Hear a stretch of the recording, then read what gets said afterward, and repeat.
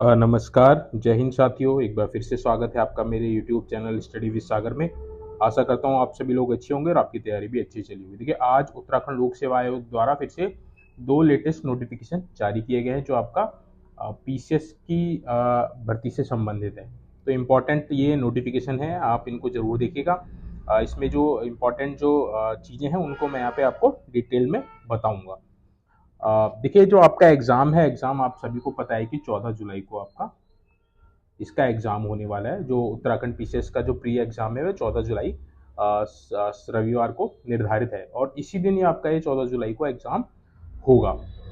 अब देखिए, जैसे कि आप सभी को पता है कि 189 पदों पे टोटल विज्ञप्ति जारी की गई थी। अब इसमें देखिए क्या किया है, आज जो आदेश सॉरी आज जो विज्ञप्ति जो जारी की गई है उसमें ये बताया गया है कि जो आपके पुलिस उपाधीक्षक के जो पद थे, पुलिस उपाधीक्षक के स्टार्टिंग में जो पद रखे गए थे वे आपके कितने रखे गए थे, टोटल आपके 17 पद रखे गए थे। अब इन्होंने क्या कर दिया है कि देखिए, एक अध्याचन में संशोधन किया है, 7 पदों को पृथक कर दिया है, यानी कि 7 पद अब कम कर दिए गए हैं। पुलिस उपाधीक्षक की जो वैकेंसी थी, टोटल पहले 17 पद थे, अब आपके केवल ये कितने रह गए, 7 पद आप इसमें से माइनस कर लीजिए तो कितने पद रह गए आपके, 10 पद इसमें आपके रह गए हैं। तो यहाँ पे इन्होंने इसी के संबंध में नोटिफिकेशन जारी किया है कि जो पुलिस उपाधीक्षक के 17 पद थे जो विज्ञप्ति स्टार्टिंग में जारी जारी की गई थी 14 मार्च 2024 को, अब उसमें से 7 पदों को पृथक कर दिया है। अब पुलिस उपाधीक्षक के केवल रिक्त 10 पदों पर ही इसमें कंपटीशन होगा। तो टोटल जो आपके 189 पद थे, 189 पदों पे जो विज्ञप्ति जारी की गई थी उसमें से 7 पद और माइनस कर लीजिए, अब 182 पद ही इसमें शेष रह गए हैं। तो लेवल 10 की ये जॉब थी पुलिस उपाधीक्षक, जिसको सर्कल ऑफिसर भी बोला जाता है। तो अब इसके 10 पद रह गए हैं, जिसमें 5 जनरल के हैं, 2 एससी के हैं, एसटी का कोई भी पद नहीं है, ओबीसी के 2 पद हैं और ईडब्ल्यूएस का आपका 1 पद है।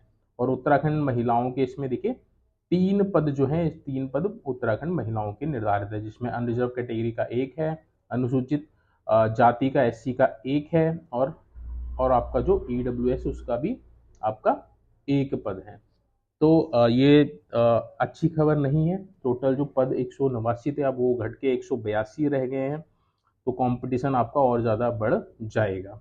तो यही इसमें नोटिफिकेशन में दिया गया है कि देखिए, उक्त के क्रम में अवशेष कुल 182 विज्ञप्ति रिक्त पदों पर सीधी भर्ती द्वारा चयन हेतु उत्तराखंड सम्मिलित राज्य सिविल प्रवर अधीनस्थ सेवा 2014 हेतु पूर्व में प्रकाशित विज्ञापन संख्या दिनांक 14 मार्च के शेष समस्त शर्तें यथावत रहेंगी। तो बस जो नोटिफिकेशन है इसमें यही था कि जो आपके पुलिस उपाधीक्षक के जो 17 पद थे उसमें से 7 पद माइनस कर दिए हैं, अब आपके केवल इसमें 10 पद रह गए हैं।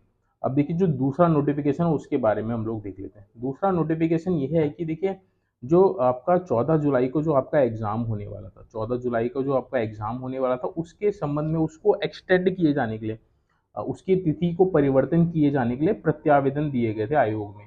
आयोग में प्रत्यावेदन दिए गए थे। प्रत्यावेदन किन किन के द्वारा दिए गए थे, तो देखिए यहाँ पे इन सभी के नाम है, इन सभी के द्वारा प्रत्यावेदन दिए गए थे कि जो 14 जुलाई को जो एग्जाम है उसकी तिथि को परिवर्तन करने का अनुरोध किया गया था। बट अब आयोग ने क्या दिया है, इसमें आयोग का जवाब देख लीजिए।